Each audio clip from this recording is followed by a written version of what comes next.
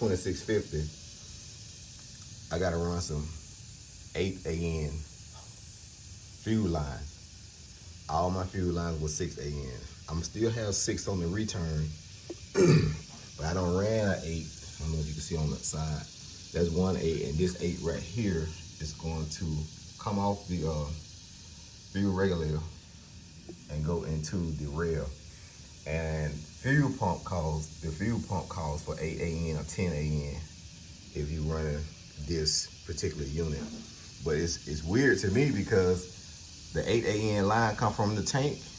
Now actually, let me tell you, I start with a 10 AN from the tank to the filter, from the filter to the fuel pump. All that is 10 AN.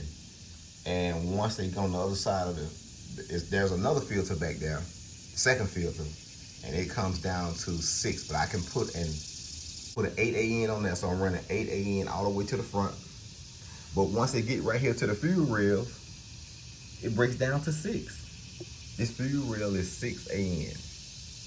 No matter how big your hose or line is coming up to it, it breaks down to 6, and it going around to the other side. That's 6 AN. Now, I guess that'll be okay as long as enough fuel coming up there. Who want to burn that much fuel anyway? But that's a rookie mistake, not reading up on my fuel pump before I actually ran the fuel line. So it cost me, I had to buy some more hoses, some more lines, which I ran yesterday. And the other rookie thing that I'm out here doing is really just gonna kill me. This piece right here, remember the car was really rusty, and I put this piece on, welded it in. Well, if you look up at the top, I was getting ready to put the fender on and realized something was wrong. When up here, this is top screw, where you see threads right there.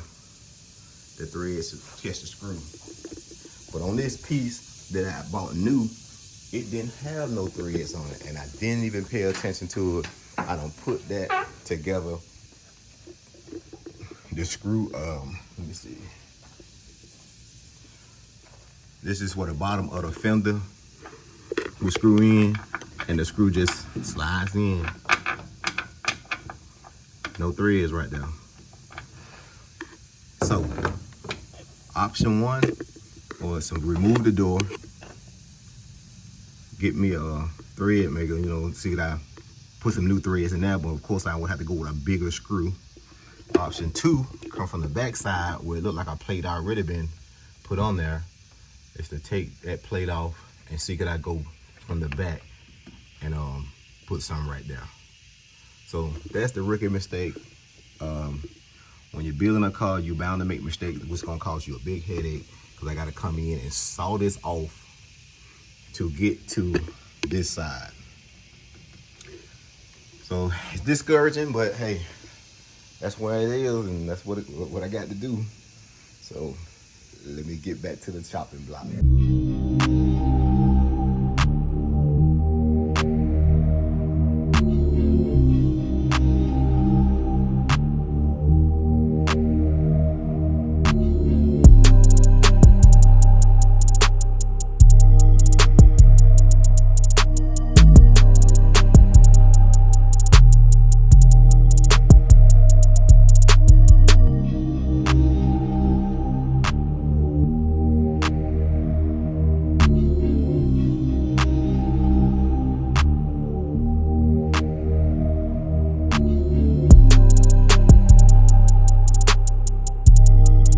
See, I cut that open right there, and I don't peeled it back.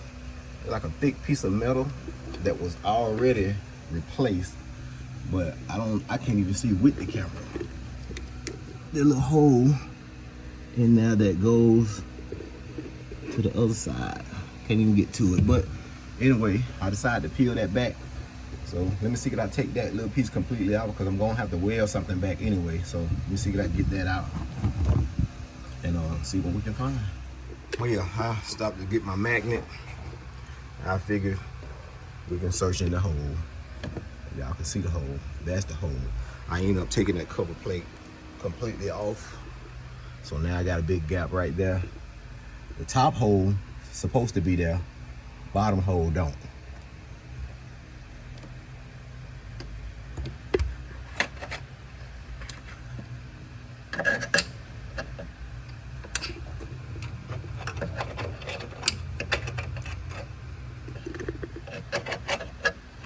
feel anything.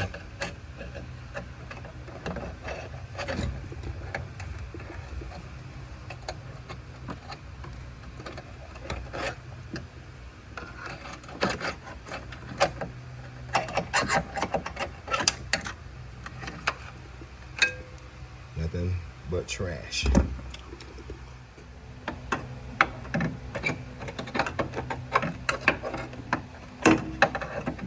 And look at what I fished out.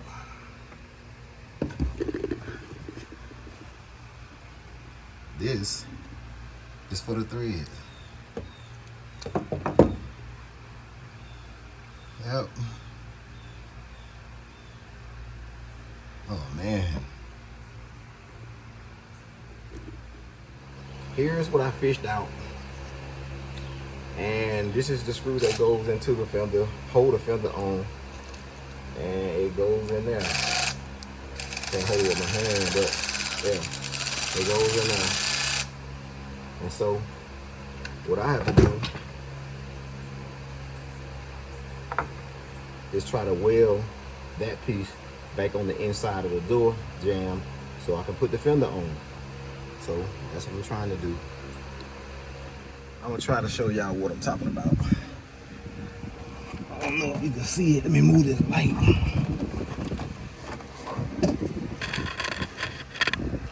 But yeah, there's the screw.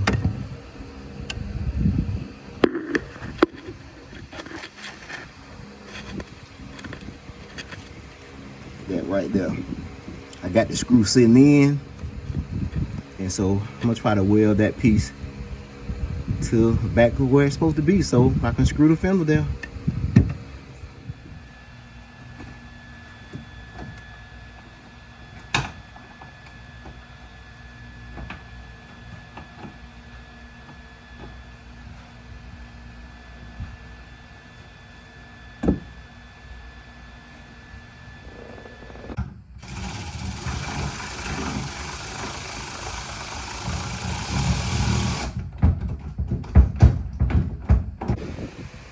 Show y'all what was welded. You can see it there. That's the thread that will hold the fender up. Now I just gotta put that plate back up there. Put some seams. I put some seam sealer around it to make it look, you know, cracks, kill all the cracks that was open. And so I'm gonna cover it with some of this kill mat, and we'll be in the house. And boom, got it covered with kill mat. Won't even be able to tell the difference. Now it's time to put the screw in, and it goes in like it's supposed to. Don't put too much tightening on it because I think the paint shop is gonna take it back off. But yep, that's what I wanted. Some that screw can catch. Now I've done that. Took a little time from it though, but we on to the next. Yeah, on to the next.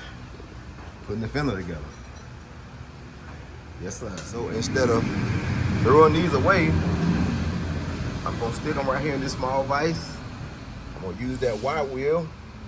I'm gonna clean them, and then I'm gonna spray them. Well, it look like new hardware. That's how you save money. All right, here's an update on the engine itself. I got the wheel wells in there.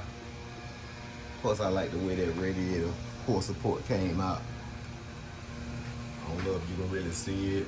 The glare, the sun, and the glare, but yeah. It's coming together.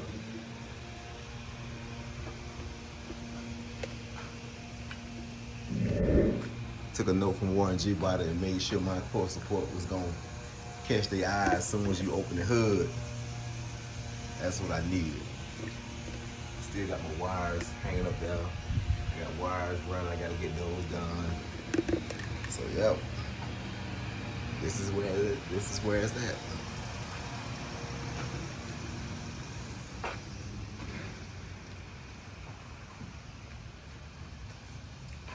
I got a list that I'm making out. Still having to make a list of things. When you get this far in, it's easy to forget some stuff. So I got my little list over here. I got that from Warren G Body too. Make you out a list of things that you need. But yep, I'm liking it. See, I had never been a part of the G Body group, the G Body people, but now I think they're gonna put me on in. I'm becoming a G Body guy now.